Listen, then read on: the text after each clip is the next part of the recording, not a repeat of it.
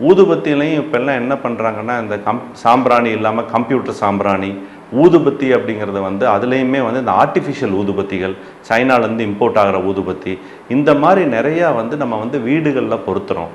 நம்ம பக்தினால அதை பொருத்துகிறோம். ஆனால் நமக்கு வருவது என்னமோ கேடு தான்.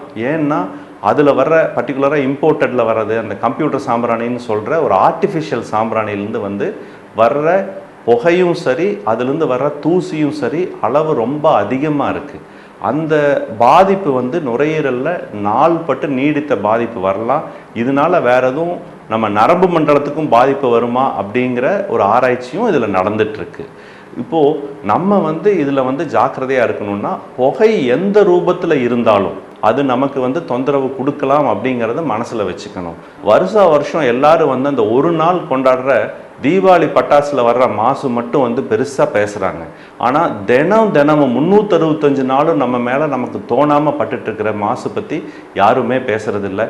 அதற்காகத்தான் இந்த விழிப்புணர்வு பதிவு.